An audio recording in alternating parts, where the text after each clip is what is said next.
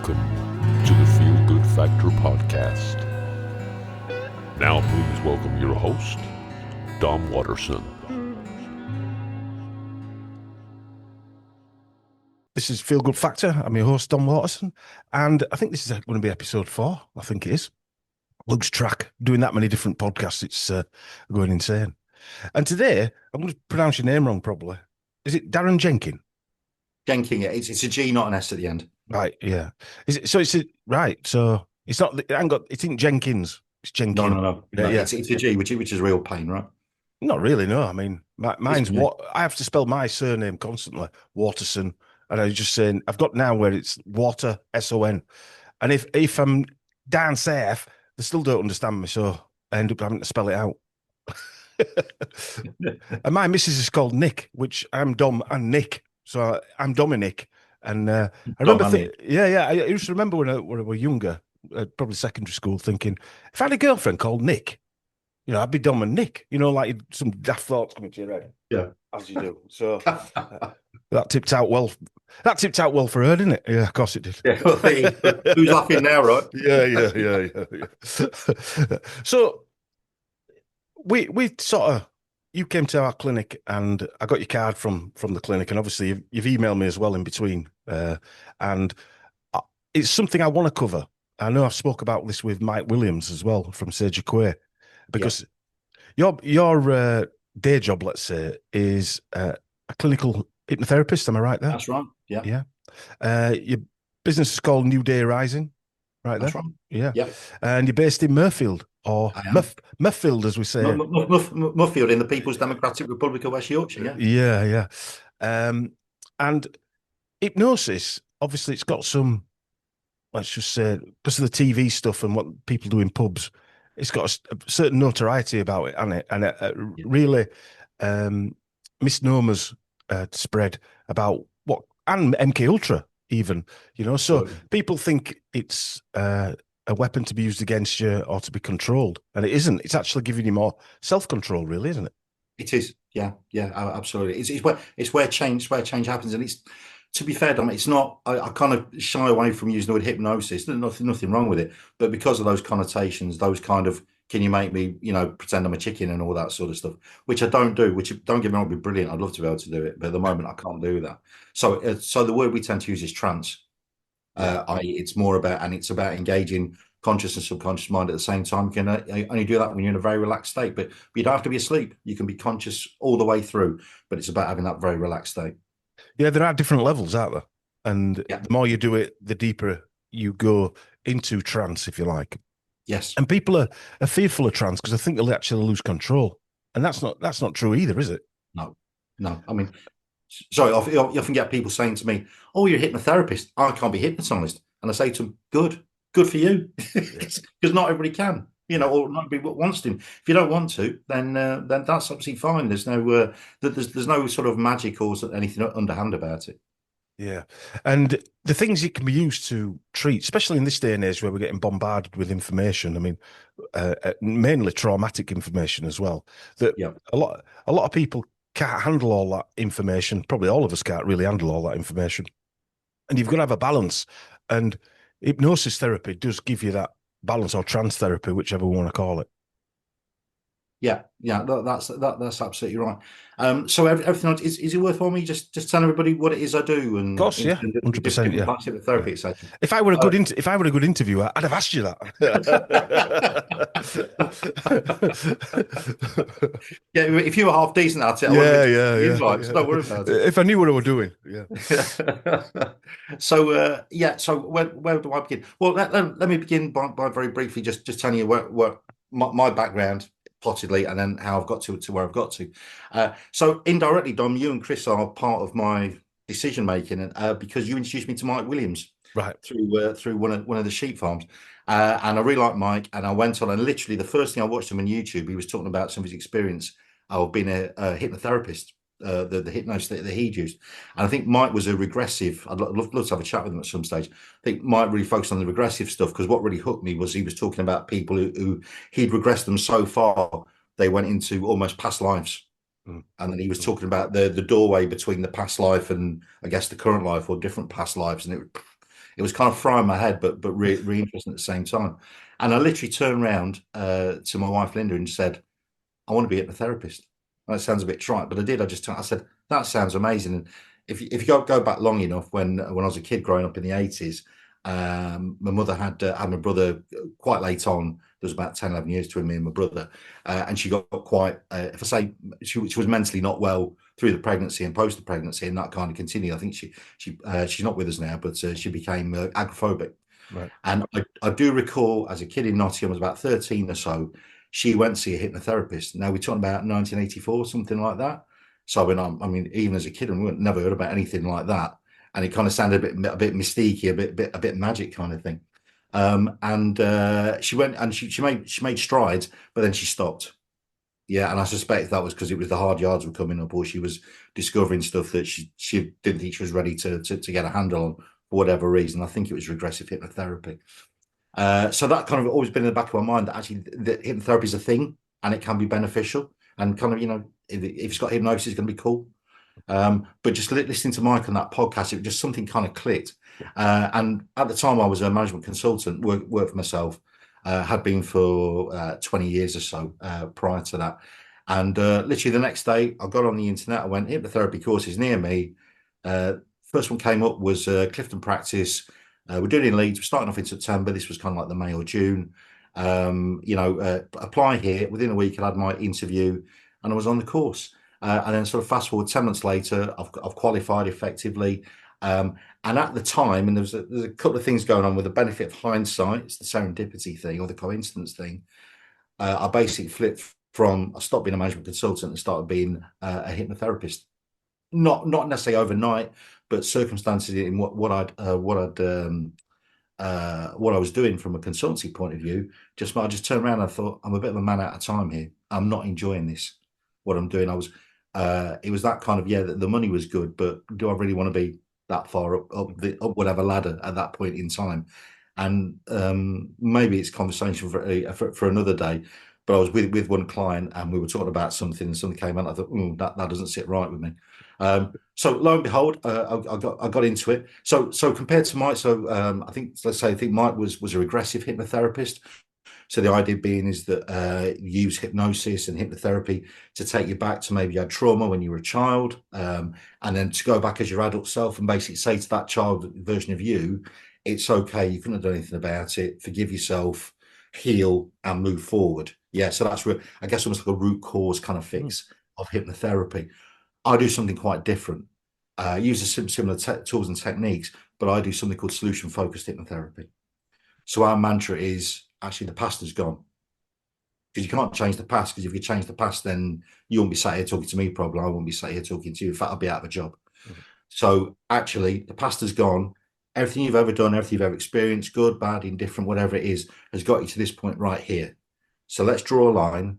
Let's use visualization in order to say, where do you want to get to? So no matter what the issue is, if it's stress, if it's depression, anger management, I don't know, want to lose weight, want to give up drinking, whatever it might be, where do you want to get to? Let's create that picture and let's hope you get to that place. But the past has gone.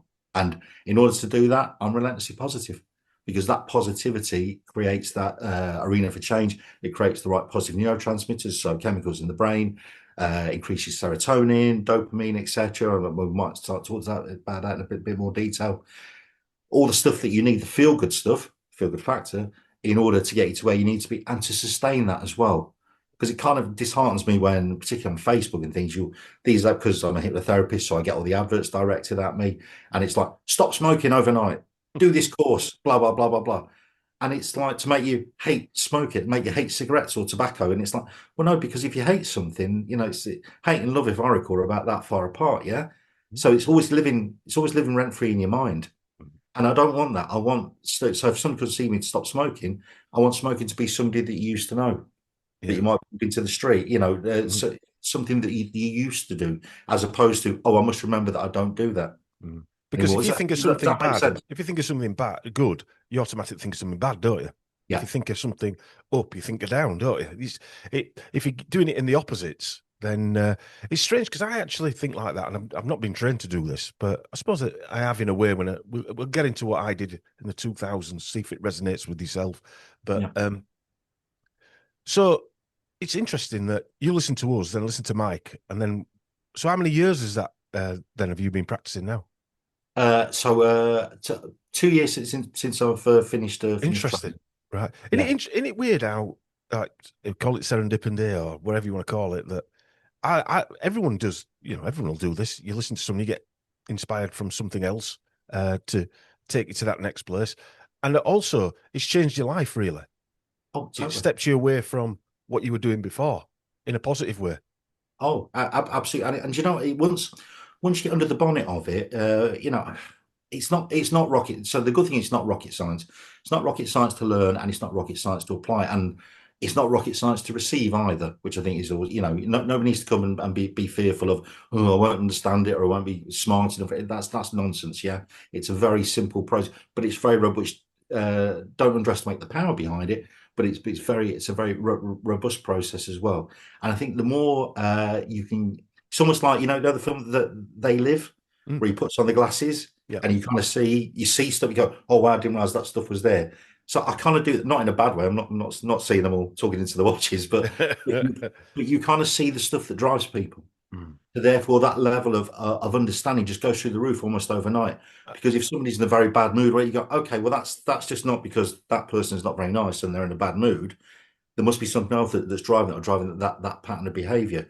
I think once you can get a handle on that, not only can you help that person, but actually just from a personal point of view, you go, well, that's all right. I don't need. It's like if you're with somebody who's in a particularly bad mood, the temptation is to put your foot around, and suddenly you're in a bad mood, or you're walking on eggshells, and you're stressed out. Well, that's it shouldn't permeate me, No, you know. no, it And shouldn't. I think that's something I've learned. I think. Yeah, but it does, doesn't it? All Oh, the absolutely. nonsense Must that's be going human. on, yeah, it does, doesn't it?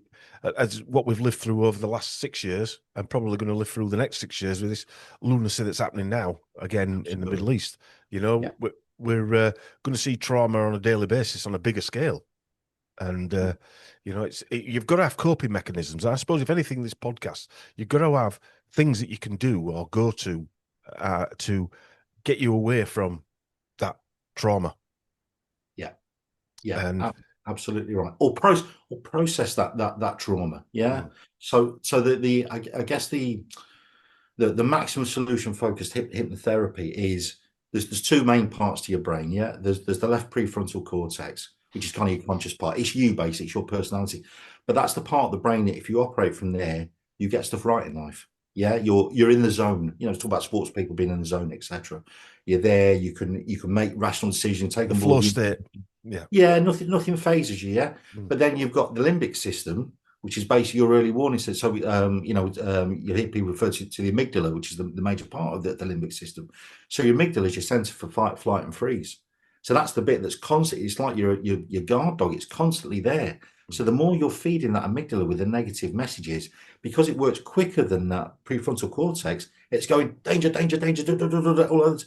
And by the time your intellectual brain's caught up with it, it's too late. You've done something daft, or you've gone into depression, etc. And then you become so paranoid that just everything is even if it's not, but everything's a potential threat at that point. Because anxiety, depression, anger, they're actual protective mechanisms to keep. It might not seem like it, but it's to protect that highly stressful situation. The protective mechanisms that have obviously been utilized against us Totally. and weaponized, so they affect us, like you were saying there about your mother, Yeah, which became agoraphobic. I mean, it's not a normal reaction to life. That I've got people who I absolutely. know that are agoraphobic, yeah, Yeah, or more or less agoraphobic, and yeah, I know people. I mean, I struggled with anxiety when I had Lyme disease, really bad, which yeah, for somebody like me were debilitating. yeah, Um, and hypnosis and certain types of meditation helped me. Were one of the tools that I went to. Breathing exercises were one of the tools. They were the tools I went to. yeah. Yeah, no. Well, breathing's a bit like the trance thing there, Don, because Mm. you're taking that time. I mean, why do people smoke and vape, right? So I guarantee, generally, anybody comes to me to stop smoking or vaping, I'll say to them, right, when did you first do it? Oh, first thing in the morning. Okay. And how do you show them what you do? And they go, we'll go. I said, well, just sit here now and do that without anything in your hand. How do you feel? I feel quite relaxed. Yeah, because that's a prop.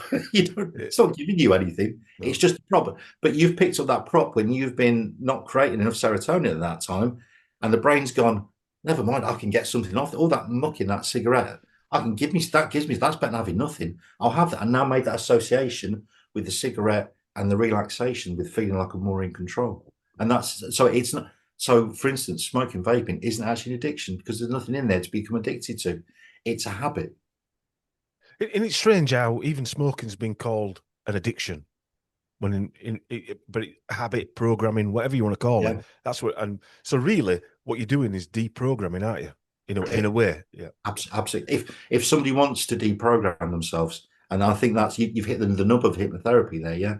You can't make somebody do something. So if somebody comes see me to give up smoking or vaping, I say to them before we go any further forward, on a scale of 0 to 10, where 0 is I'm only here because I keep getting nagged to give it up, but I really like it, and 10 is I've crawled through broken glass for the opportunity to be here. Where are you? And honestly, Dom, if the answer less than 8, I'm not going to do it.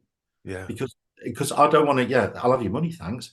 But what's the point of them walking around going, well, that didn't work. That bloke's rubbish, blah, blah, blah. It's no good. It doesn't benefit me, doesn't benefit the client. So people have the thing that the secret, the success in hypnotherapy is people that want to change.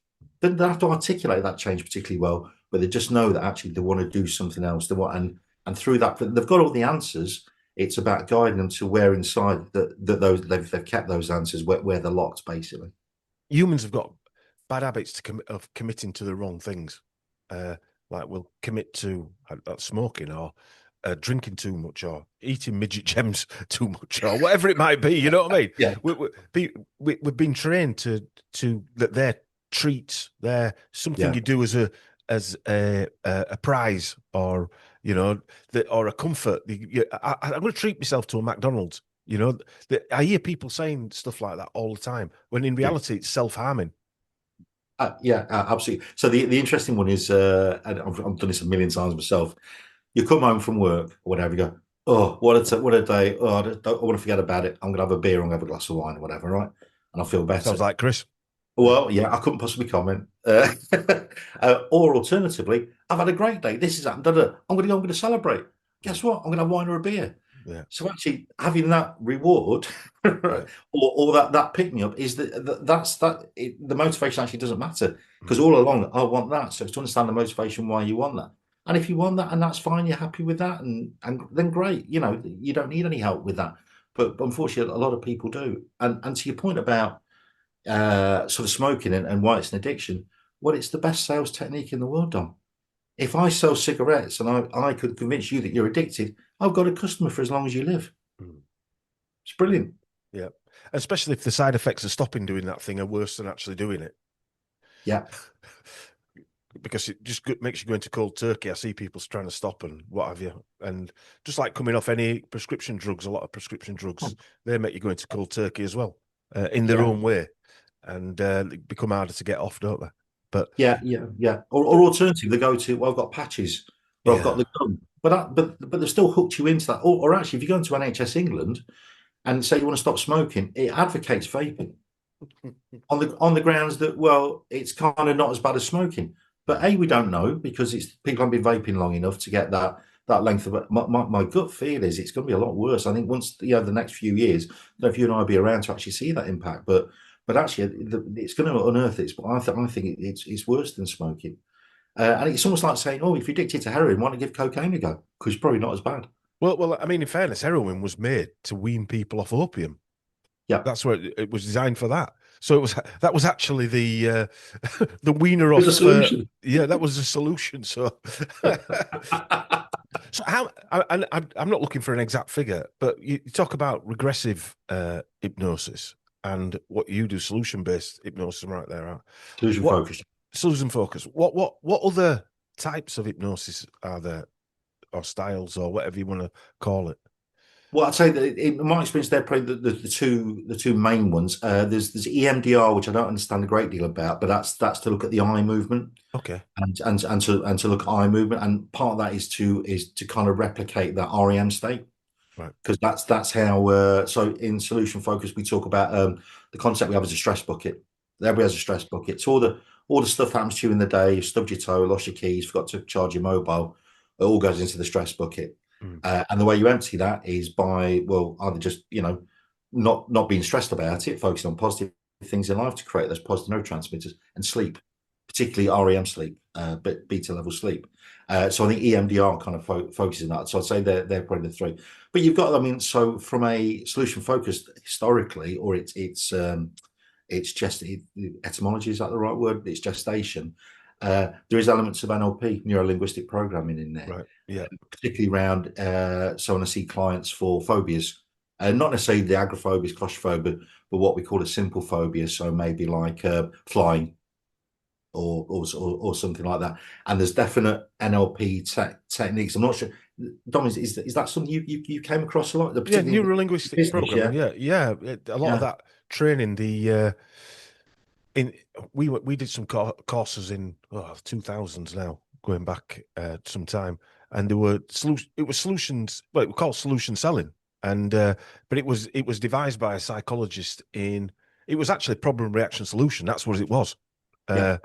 So you found a problem that probably wasn't there, i.e., somebody's got nuclear weapons that they haven't got, for instance.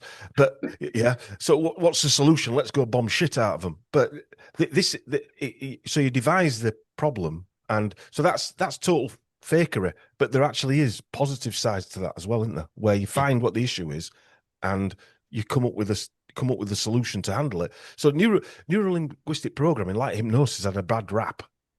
But in reality, like meditation has a bad rap because of all the new age stuff. In reality, there are good things in there that actually are beneficial. Yeah, absolutely. So I think as a tool, the tool is the tool is the tool. It's how you use that tool. Guns are bad. Humans are bad. Well, yeah, and so you mentioned the MK Ultra stuff before, or SRA, or whatever it might be, and that's because the reason why they target children, I believe, is, and particularly young children, is so your hippocampus, which is the part of the brain that sort of stores your behavioural templates, which is part of that limbic system alongside the amygdala. It's kind of formed by the age of about 4. So Mike was saying that on a podcast we did the other day. He was saying 3. Now, 3. I'm not saying it's 3 or 4, but it doesn't really matter what age it is, does it? I'm sure it's not exactly 3-year-old. It might be 3 to 5 or something like that. Yeah. We were actually talking. Can you remember that program that was it called 7 Up? Where every 7 years they follow the kids, as it were. Yeah, on ITV, and there's a reason why they did that, because every 7 years you regenerate or something like that, physically or something. So there was a reason why they did 7 Up. That it's totally different from what you were discussing there, but same sort of principle. So right, we've covered the different types. I'll tell a bit of what I did actually, and then we'll go. I think I did a bit of both, to be fair. I think the first person I saw, it was a guy in Halifax. You're talking 1997, 98. I was quite highly strung, let's say. Chris would say I had anger problems. Quite highly strung. So I wanted to calm down. So I knew I was highly strung, and I also knew it then led to you getting into situations that you probably didn't want to get into. So I was starting off questioning why I were doing these things, and a lot of it was learnt behaviour as well, because my dad was a volatile guy. So, and I weren't volatile like him, but anyway, so I wanted to control that. I wanted to understand why. So I went to see this guy, but he knocked off to Portugal. Then I bumped into another lady who was, I'd say she was probably more regressive. Is that, got that right? Regressive. Regressive, yeah. But she was also a clinical psychologist, unbeknown to me as well. So she was trained in probably the similar sort of thing to Mike. And that was very interesting. And I went to see her every week from 2004 to 2009 when she moved away. Wow. Yeah. Because I got really into it. I were even thinking about doing a course either in hypnosis or, because I'm thinking, why are they doing this with kids instead of programming them to talk nonsense? Yeah. That's how helpful it was for me. But one thing she did say, which was, she said, "Why have you come?" A bit like the question you asked people, what's your scale? And I said, I want to know why I'm making all these mistakes and I want to stop making them. And she said, you do realise that that's quite a fundamental thing. And if you do change that in your life, most of the people that are in your life now won't be in there when you finish. And she was right. Wow. So I got what I wanted in a way, not necessarily as a, right, I'm getting what I wanted, but I actually went in there to want to know how I'm making these mistakes. The answer was that you surround yourself with the wrong people. It doesn't mean to say they're bad people, it's just that they're wrong for you as an individual. And so it takes you time then to unravel your way out of all this stuff. You've probably been there yourself. You've just done it, haven't you? Yeah, absolutely. Yeah. And it's scary. It's a scary place to be. Yeah, it is. The unknown. Yeah, absolutely. Yeah. The unknown. So yeah, I went through all that. Fortunately, it put me in a good place for Lyme disease because I halfway through it, I started feeling ill, and I realised there was something going on. It weren't me going gaga. Yeah. So it put me in a strong state of mind, really, or a positive state of mind, or whatever you want to call it. But yeah. So you've been helping people with weight loss, haven't you? I have been. Yeah. I mean, that's a real focus. And the reason, there's a few reasons why it's focused. I've been doing it myself. So, self hypnosis, if you call it, I guess. So I'll be using the principles on myself. I'm more than aware of the amount of push for my sins, because I want to see what's going on. It does make me laugh. I read the Daily Telegraph every day, which is very interesting on a day-by-day basis, what they're pushing and what they're illustrating. And of course, this magical Manjaro and Wegovy and all this sort of stuff that's going to change lives, etc. It's definitely changing lives. Well, yeah. It's changing. I'm not saying it's a positive thing. No. I think, and again, a bit like the vaping kind of thing. I think it will out in the end in terms of exactly what's happening. If it works for you, works for you, right? And I'm not going to poo-poo it or part because if your life's an absolute misery and you've tried everything in order to lose weight, then if you think that that's going to work and it's working for you, then great. But I guess it's twofold. So there's a side effect. I'm no doctor. I'm not medically trained. I couldn't talk to any of that. But there's also that thing. Well, you can't take it forever, or can you? But I suspect you can't. Yeah. Because what I understand is it sort of tricks the body into thinking you've got the GLP-1, so therefore you're not being as hungry. But actually, any food that you do take on board is not being processed as quickly, so it's kind of rotting inside you, which I just think is a great thing. So at some stage, you're going to want to come off them. And there's a cost element as well if you're doing it privately. But then what happens? Because the way I look at it is, if you took two like a Venn diagram, right? You took two circles and overlapped them and said, "This is losing weight, right?" So one is eat less and the other one is move more. Right. So then we come see me, I want to lose weight. Well, eat less and move more. Thanks very much. I'll have my fee, right? Okay, yeah, but I know that, right? Because logical brain, the intellectual brain, but I can't seem to do it. And to me, that bit where that crosses over, that literal part of that Venn diagram, is the brain.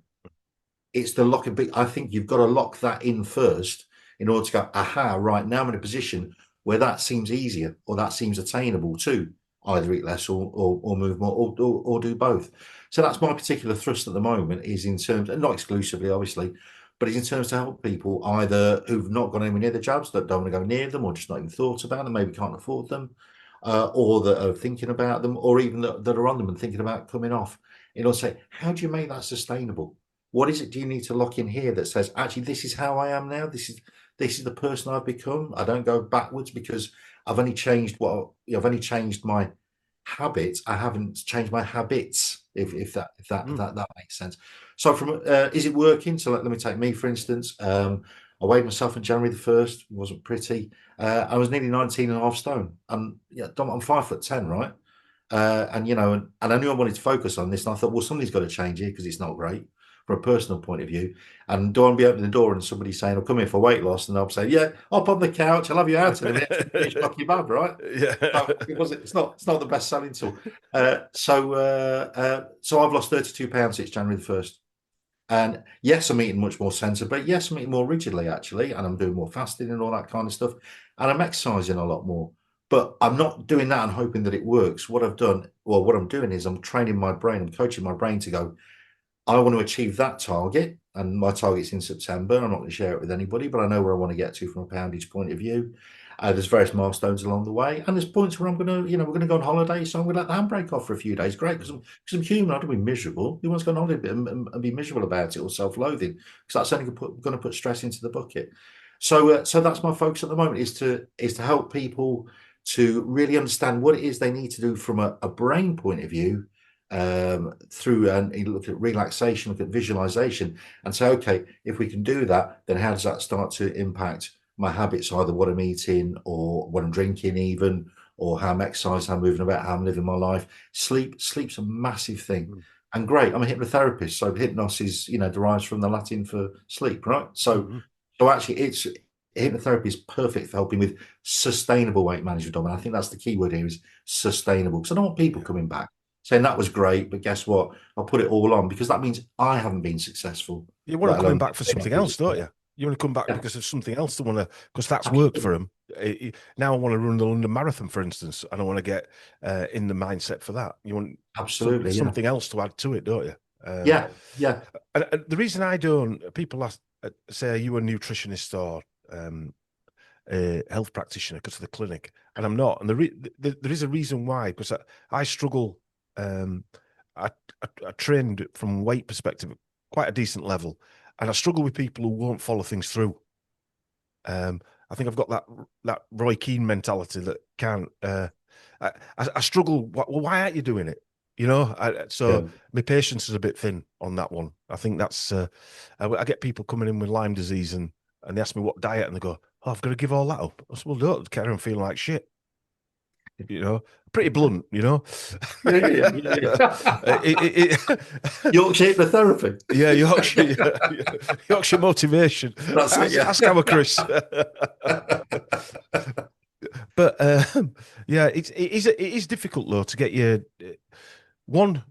ass out of the chair and go see someone like yourself, to get yourself in that, because you've got to admit you've got a problem first, and that's the difficult one to get over for people, especially when maybe they're sat on a chair eating Monster Munch and Curly Whirlies.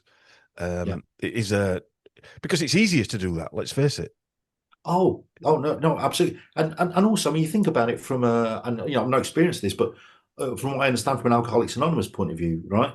So half the battle is going there and having the bravery to go there, and brilliant for anybody who can do that.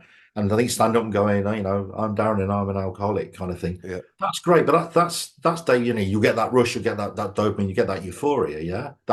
What I've done is, look what I've achieved. But then you have to do that the next day, and the next day, and the next day for the rest of your life, right? So it's not just not underestimating the bravery to want to make that change, but you've got to want it so much. Yes. Therefore, you lock that in, and you can visualize that, because.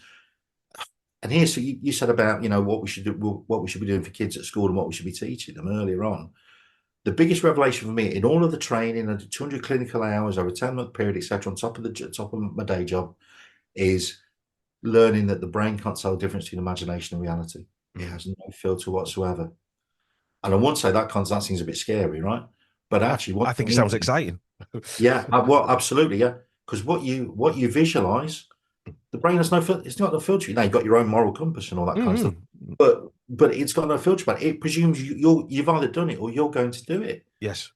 So therefore, if I can help people reach that stage where they've locked that in, then don't worry about how you're going to get there, because the brain, you're going to create those new neural networks, and you can do them in 45 days. The latest studies I've seen, you can create those new neural networks that say, actually, boys, we're all going in this direction now, because I'm leaving the Monster Munch. I'm doing 13K or whatever, right? Yeah. And that's how. I mean, I were only talking about projection today with my son, my eldest, because I said the lady that I used to go see, Kathy, she used to say, "Be careful what you wish for," right? And at first, I hadn't a clue what she was on about, but then I realised that she was basically saying that when you get into that zone, and I know people, I'm not saying you wish for to win the lottery and nonsense like that, but even career moves like you did, like I have, just silly things. You've got. I remember in the 1990s thinking, I wouldn't mind doing something in health. What a way to earn your living. And you've got to be. And one of them was supplements, and you've got to be careful what you wish for. Not necessarily because I don't want to do it, but sometimes it comes true when you're not. Sometimes it just the opportunity comes up to you, and people won't believe that because. And that's why I was talking to my eldest son about it, because I said, some people can project naturally. I'm fortunate I can project and daydream about wonder what it'll be like, wonder what it'll feel like to do a certain thing.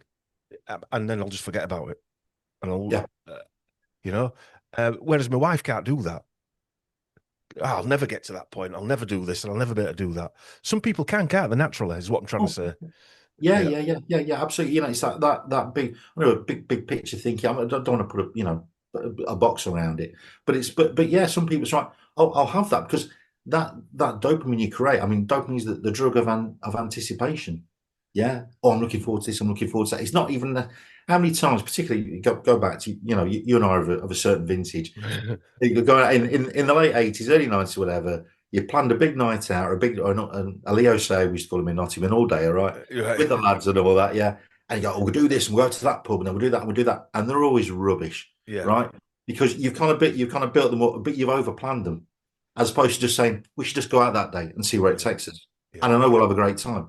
Bang, and they're always the best ones, or you do it by accident.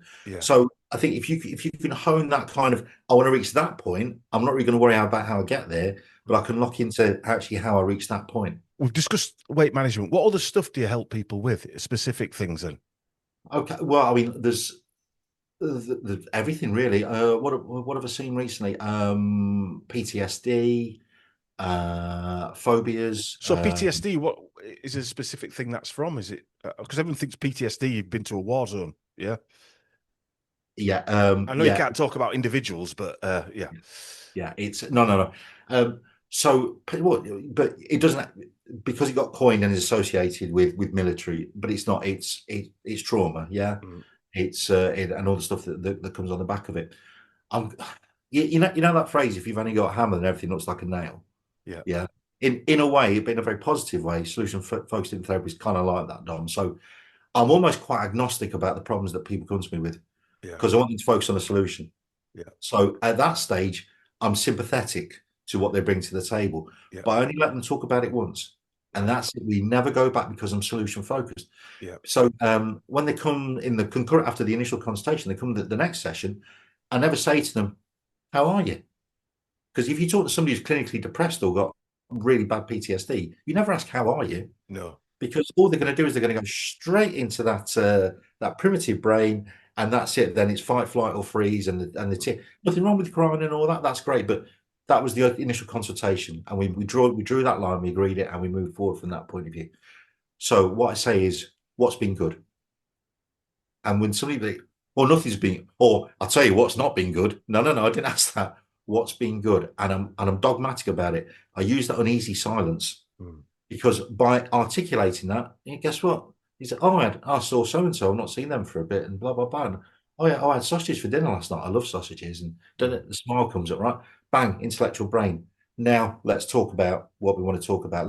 And what we do is like a brain explanation. So I literally get up at a whiteboard and draw, and it's the same every time, because we build that repetition. Yeah, we build that. This is how your brain works: intellectual brain, primitive brain. This is how they connect. So you're bringing your business skills into it's not just I'm sat there with a watch.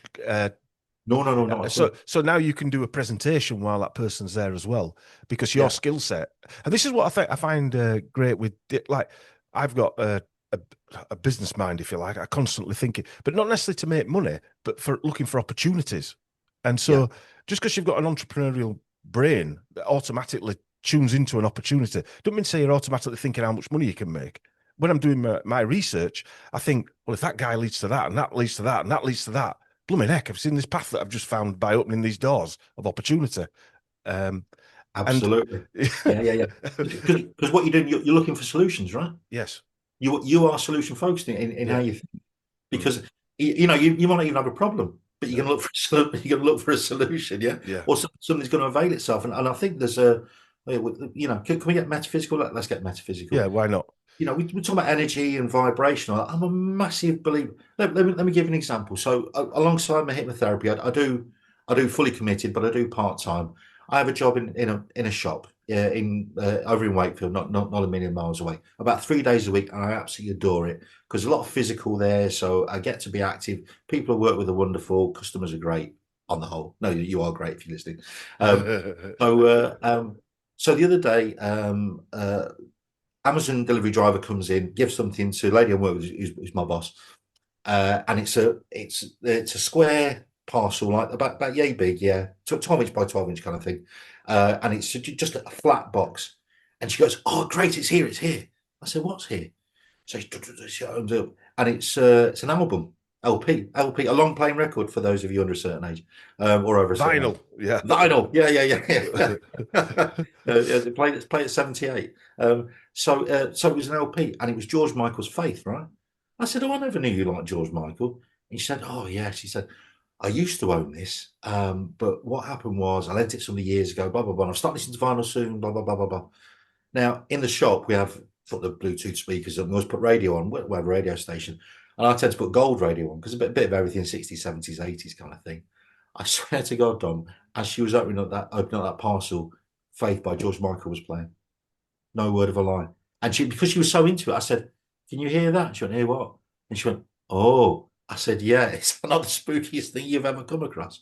And so there's definitely something about that positivity, that engagement, that kind of I don't know, that vibration, that actually maybe that isn't so extraordinary. Maybe that is, maybe it's just that what's extraordinary is we're pausing to think, and we're pausing to acknowledge it.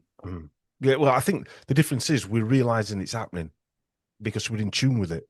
And like with your training, the stuff I've done, even Chris has noticed it from being very young. Mark notices it. Mark Devlin notices these things, and you're actually not just recognizing, but noting them down in your mind. I'm not saying every time you're writing them down, but you're noticing these things. I mean, I told the story of last year. I was driving, and I was listening to the cricket where England against Australia playing. And they're on about Mitchell Stark who were playing. And they said it's going to be his last season. He's getting old now, blah. He might not make the Ashes and all this type of stuff. And a van pulled in front of me, Stark Electrical. Now, that kind of thing, and it happens all the time, rubbish, nonsense like that, I'll call it. But it's not nonsense. You're actually in tune. So how would people get in touch with you? Let's go that one if they want to, because I think this is very helpful because people. What I'm trying to give people, again, I'm trying to give people solutions, I suppose. It's all right me having a clinic and selling things there or supplements, but there are things that you can help yourself with. And if you go see people like Darren, you'll get trained how to do self-hypnosis, which means then you can bring it into your own life and then share it with other people. And absolutely, but yeah, that's what it's all about, isn't it? Yeah, no, absolutely. Nothing delights me more. I've got a client who comes in, I say that the what's been good. And after 2 or 3 weeks, they say, "Well, I was talking to my partner and they were da da da da da and they're in a bad mood." And I said to him, "You need to empty your stress bucket." All right, okay. So somebody somewhere was listening, right? In terms of that. So just even that parlance. Well, what's words? It's spelling, casting spells, right? Doesn't mean they've got to be bad spells. We can do it in a positive way. So my practice is New Day Rising Hypnotherapy.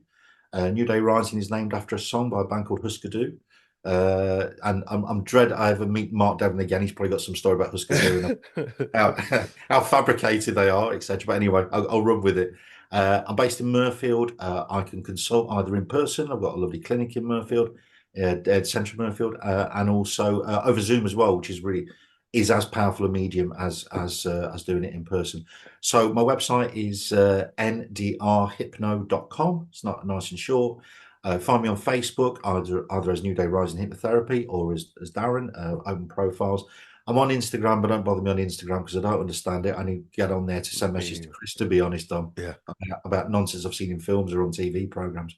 They're the best ways. And just to your point about the self-hypnosis, every client that I see, as soon as they come see me for that initial consultation, I give them a download to take away, which is 25 minutes, 30 minutes of me giving positive messages, and they have to listen to that every night as they go to bed, because it just cements and really trains the mind and cements all that good work that we do. Some people listen to it forever and a day. Some people just listen to it for as long as that they come to see me. But anybody who wants a copy of that, it's totally free. There's no copyright.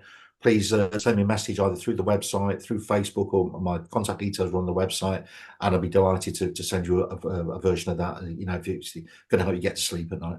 We'll make sure we get all the contact details in there. I mean, I used self-hypnosis and meditation. Form of meditation I got from a chap called Eckhart Tolle. I don't know if you've come across Eckhart Tolle. Yeah. And it was the one that worked for me. And it's basically emptying your head and having nothing in your head, because I had a busy head, and Lyme made it even worse. And so I call them intrusive thoughts, and where they actually start I know it sounds a bit crazy, this, but they actually start controlling, going back to words that are spells. These spells derail you and take over your life. And getting yourself to a point where there's no noise, no background noise in your head is a really important part of, and hence why you need to go in a trance mode. Absolutely.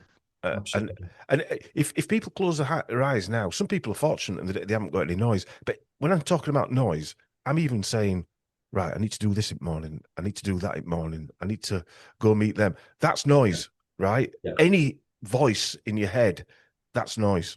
And so any thought, that is noise. So you try not having any noise for a minute, 2 minutes, 5 minutes.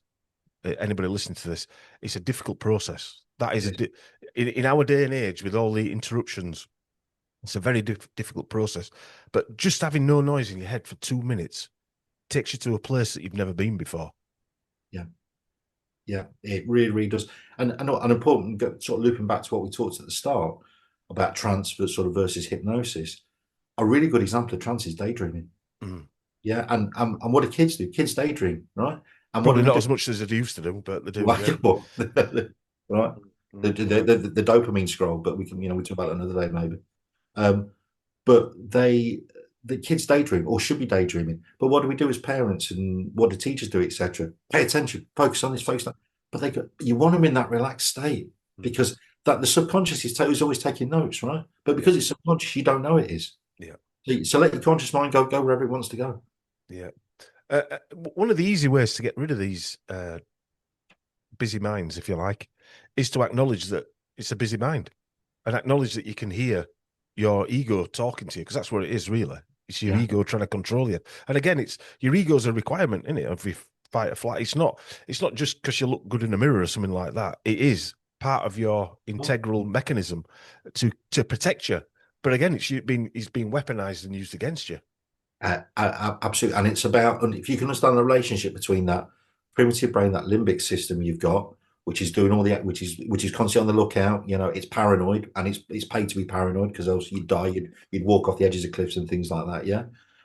Between that and that left prefrontal cortex, that conscious part, that intellectual brain, if you can at least understand how those two work together, because they do work together, then it's almost like having a I don't know, a sniffer dog.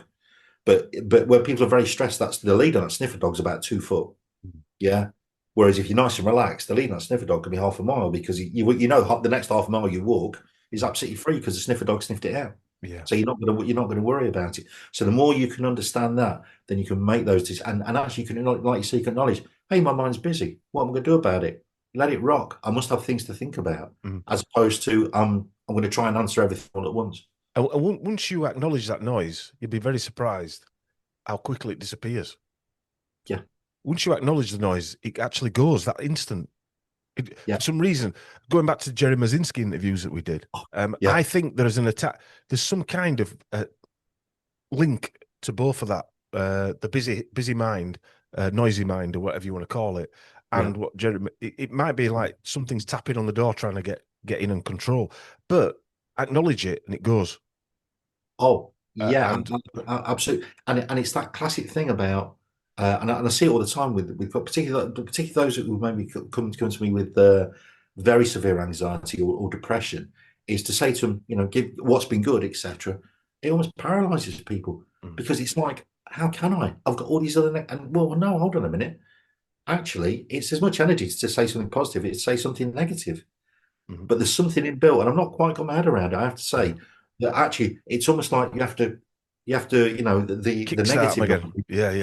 Push out the positive ones. And I think it's just purely about understanding that relationship between the two and giving yourself permission and asking yourself, well, what's the worst that could happen? Seriously. I think once you can do that, okay, then the world just seems a more manageable place. Yeah Cool. I'll make sure we put all the contact details in the show notes. Thanks for coming on, Darren. It's thanks for inviting me. It's a dream come true.